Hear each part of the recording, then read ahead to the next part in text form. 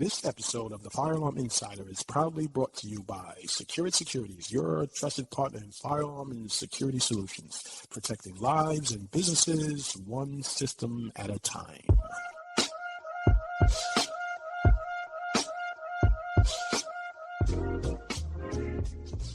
Welcome to the Fire Alarm Insider, the podcast where we explore the strategies, insights, and the tools you need to thrive in the fire alarm industry. I'm your host, Anthony T. Richardson. I'm licensed by the New York State to install and service fire alarm and security systems here in New York. And on each episode, we're going to uncover some tips to help you grow your business, develop your expertise, and protect what matters most. In today's episode, we're going to tackle a topic that's deeply personal to me, but incredibly common to a lot of people, and that's imposter syndrome. If you ever felt like you don't belong, doubted your qualifications, or worried that someone may find out that you're not good enough, then this episode is for you. Imposter syndrome can affect anyone, but I'll show you some actionable tips so you can overcome it and you can thrive in your career and business. So let's dive straight in. What is imposter syndrome and why does it show up? Understanding the root of imposter syndrome is the first step to overcoming it. So the first step I want you to understand is, how do you define imposter syndrome? It is the persistent feeling of self-doubt, insecurity, or fear of being exposed as a fraud despite the evidence of your achievement. I fall victim of this all the time. Me sharing my knowledge about the fire alarm industry, being a fire alarm technician, how to troubleshoot, even running your own fire alarm business. Even though I've been doing it for 10 years and been talking to the people around me or even teaching the people around me, now I'm facing a world where I may face some ridicule. I know what I'm saying, but I sometimes may think I'm doubting if I'm actually saying the right thing and if there's someone out there that's going to rebut it. But you got to get through that. You know what you know, and you have to be confident of the knowledge that you have, because it's your perspective. It's your knowledge bottled up into all these years of experience from your perspective. So you have to get through that and understand how you could deliver your message or how you could deliver your expertise through the lens of your eyes. This is the most common feeling that a lot of us as human beings will actually have when we step into new roles. Anything we do different, anything we do new seems challenging, especially when we don't know the route from beginning to end. It's going to make us feel anxious. It's going to make us feel as if we don't know what we're doing. But what we need to do is just have the confidence within ourselves and then just follow the baby steps, small steps at a time until you get through the whole entire problem. So that leads me to my next step, is you have to identify why it happens. Why do you feel like you're an imposter when you actually know exactly what you know? Oftentimes it comes from comparing yourself to others, being a perfectionist, or filling out the space in some type of specialized field. You may be looking at a person who has way more experience than you, who've been breaking down whatever his knowledge is, and he has a way to do it because he learned how to do it. The more things you do, or the more times you do something, the better you get at it. Practice makes perfect. We all know that. So when you step into the field of fire alarm, don't be afraid to wire the batteries backwards. Don't be afraid to blow up a CPU. Don't be afraid to make the mistakes that's probably going to cost the company money or going to have technicians laugh at you. Don't be afraid to make those mistakes. What you need to do is understand from the mistakes that you actually make, so that way you can build the confidence one mistake at a time, because every mistake you make and then push through it, that's more of a confidence builder you build within your character and within yourself. When I started out in fire alarm in the 1900s, like the kids say, really in like 1999 is when I first started out in fire alarm. I had no idea. I was coming from cable and telephone. I had no idea of what a resistor was or what a multimeter was, parallel or series circuits. I had no idea what none of this stuff was. So this was a huge challenge for me, and it took me literally 10 years. I think that's that 10,000 or that 5,000 hours. Whatever that mark was, I remember that 10th year, the light bulb clicked off, like, oh shit, I get it. I really understand it now. I understand why they put an end-of-line resistor at the end of the circuit. I understand why we wire tamper switches up in series. It just overwhelmed with the information from one day being confused to the next day understanding the whole entire operation when it comes to fire alarm systems. I mean, it took 10 years, and I'm trying to shorten that distance for you so that way it doesn't have to take you 10 years, because I didn't have people teaching me how to do anything within the fire alarm industry. So what you need to understand, what you do most is what you do best. And even the most successful people out there that you may see, that you believe that's doing better than you, they was at that point in time where they felt like an imposter too. So what you need to do is push through it, because we all face it. It's a human emotion. But once we understand that we do have the knowledge that we want to share and give to the people, just do it. That's all you got to do. And there will be people that support you, and there will be people that don't support you. Either way, it's going to get you to the people that really want to support you.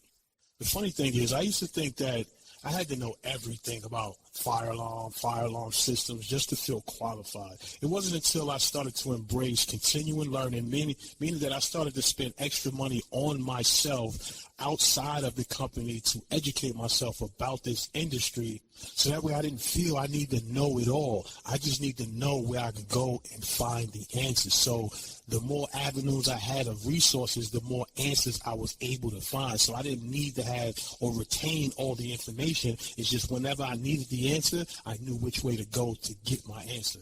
That is what helped me become a better technician. In this next segment, I'm going to explain to you how you can overcome imposter syndrome. It's impossible to eliminate it overnight, but following these strategies can help you manage it a lot more effectively. The first one is you have to acknowledge your achievement. You have to know that if you went and took a course, if you passed that course and you got a certification for that course, you have an achievement.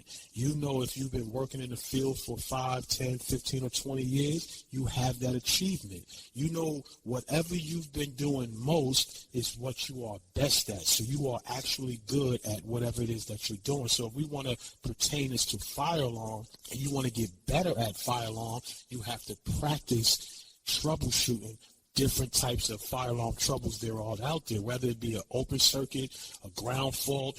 Ground fault is the most infamous trouble there is with fire alarm, and it's so easy to find and figure out.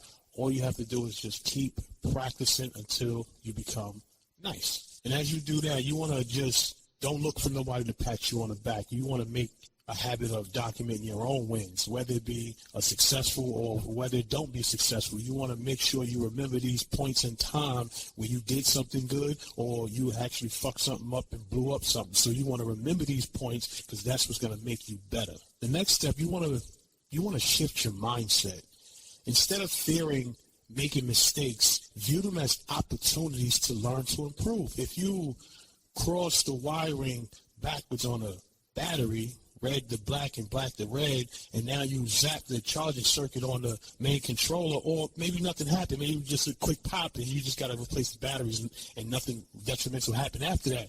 But now you know you have to pay attention. So it's not everything that goes wrong is bad. There's always a good that happens, even if there's a detriment situation that's out there. So you have to be able to look at the good out whatever situation you're in, so that way you can remain positive, and then your mind will be able to develop new positive nerves. Because if you shut it down automatically and say, fuck it, I fucked up, I don't know how to do this, boom, brain stopped working. You don't know how to do it. Okay, I'm not going to figure out no answers to figure out how to do it, so I'm going to just leave it right there. So you don't want to do that. You want to give your mind the open space to be able to think, to find and solve problems.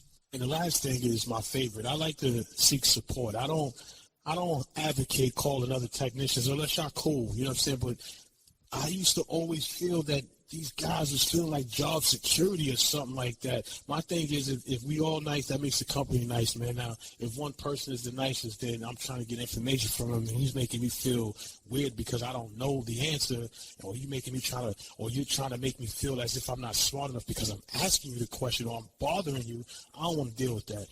What I do is I call tech support, and I sit on the phone with them, and I have them walk me through whatever problems they have. That's what they're there for. They're there for 8 hours to help you. Their job is to help you get through whatever problems that you're having. And the more problems you actually face, the better you get at troubleshooting, because it's not too many problems that there are out there when it comes to fire alarm. You run through repetitive troubles all the time. Dirty smoke, replace the smoke, open circuit, or somebody put a nail or chop the wire on the section because they did some construction. So once you find a problem, repair it, it's done. So just make sure you continue your education, seek your support. If you're cool with other techs out there, you definitely pick their brains. technical support, and read the manuals. Read the manuals. That will definitely help you. And then don't be afraid to mess up, man. Blow something up and figure out what you did wrong so that way you don't have to do it again, man. The company could afford it. Trust me, they can. You may have just started at a company working there 3 months, 6 months, and they want to put you in a field. They call that throwing you to the wolves. Don't be afraid. They're not going to send you to the hardest service calls. You'll probably be going to do some inspections, blowing some smoke and some air, cleaning some smoke detectors out, stuff like that. Or it's a little battery troubles, changing out some batteries. Then they'll graduate you up to maybe changing out devices and things like that. So the more work you do, the more confidence you build. So if you show up every day, you'll be fine. Your job is to make sure you show up every day and give 110% each and every day. At Secure Securities, we understand the importance of having a trusted partner in your corner. Whether you're launching your business or expanding your services, we're here to help protect what you've built. Visit www.securesecurities.com to learn how we can support you. So the next topic, I want to talk about transforming your imposter syndrome and turning that into full-blown confidence. Imposter syndrome can be a tool for growth if you reframe it as a sign you're stepping outside of your comfort zone, because that's all it is. We're doing something that we're not used to, stepping into a world we're not familiar with, and we have that fear of being judged. Oh, my hair's not done right. I got to, get my hair cut. My mustache ain't right. My makeup ain't on. I got to put my lashes in. They're going to laugh at me because my teeth crooked, or whatever the situation is. Nobody cares. Nobody really cares. It's not the thing that people want to see. They want to see the person doing the thing. That's what it is that they want to see. So your perspective is what they want to see. So you have to refine that or reframe that self-doubt and grow with that. So you push through. The way you push through it is, not giving a fuck pretty much, and doing it more and more. Putting yourself out there more and more will help alleviate that stress and that imposter syndrome. So you have to focus on the people that you serve. Who are the people that's serving you? You have to refrain from self-doubt as you grow. The more you do it, the more you put yourself out there, the more you educate your peers, your constituents, the population, your fans, whatever you want to call them. The more you do it, the better you get at delivering your message, the better you get at teaching, and the less you feel like an imposter, because now the people who you are talking to are receiving it, and they're reciprocating that same love back to you. So when you challenge yourself, like as if you're going to start a workout plan, and then you find yourself saying, I don't know if I can do 10 push-ups, and then you go through it, and then you do 10 push-ups, your mind is like, I could do 10 push-ups. How about I do 10 more? So you only have lack of confidence when you feel you've never done something before. So once you actually complete whatever that goal is, that's what builds the confidence. So get yourself out there, lose that imposter syndrome, because we all go through it. And the more you push yourself through it, the less you'll feel like a total imposter. You want to also focus on the people you serve, because when you focus on the people you serve, those are going to be the people that reciprocate that love back to you. They're going to say, yeah, oh, man, I appreciate that information. That's just what I was just telling my cousin the other day, John and them and whatnot. Hey, could you do me a video on this right here, man? That's, whatever that, you have to focus on the people that you serve. When you focus on the people that you serve, you're reciprocating the love back and forth. You're giving them the information, and they're giving you back the feedback, so that way you can build your confidence and either create more videos so that way you can help them even more. So if you focus on the people you serve and wean out that extra noise, it'll be easier for you to push through that imposter feeling syndrome, because you're actually giving yourself who you are. You coming up and showing up as you are. So you can't be an imposter when you are who you are. I mean, so you just have to be who you are, show up as you. They say your authentic self. Just show up as you, and don't care about trying to be somebody else, because you ain't trying to be nobody else. You're just trying to be yourself and deliver things from your perspective. And the last thing is, you want to celebrate the progress. You don't want to do things to be perfect. You don't want to have the lighting. You don't want to have the camera, the film crew, the perfect script, the perfect everything before you actually turn the camera on and start sharing your information. You want to get out there as soon as you can. Get out there in the mud. Talk about it in the dirt.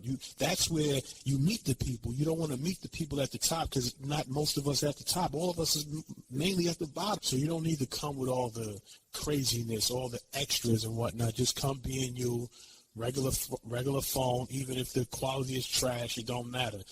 What people want is the message. The message is what's important. So celebrate your progress and don't worry about being perfect. Just put the information out there. So remember, the people who matter is your clients, your team, and your community. They aren't looking for perfection. They're looking for someone who cares, who's reliable, and who's willing to learn and grow with them. So push through that imposter and just be yourself. Thank you for joining me on this episode of the Fire Alarm Insider. I hope in today's discussion and help you understand and combat imposter syndrome. Remember, the fact that you're here learning and growing is proof that you belong and you've got this. So don't forget to subscribe to the Fire Alarm Insider on your favorite podcast platform and follow us for updates and bonus content.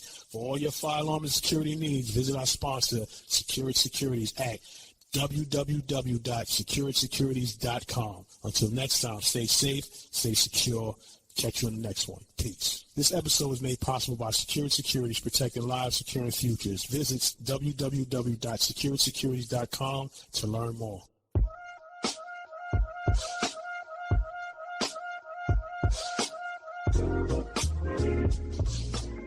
Also, don't forget to subscribe to the Fire Alarm Insider on your favorite podcast platform and follow us for updates and bonus content. For Fire Alarm Solutions, visit our sponsor at Security Securities. That's Security Securities, www.securitysecurities.com. Appreciate you.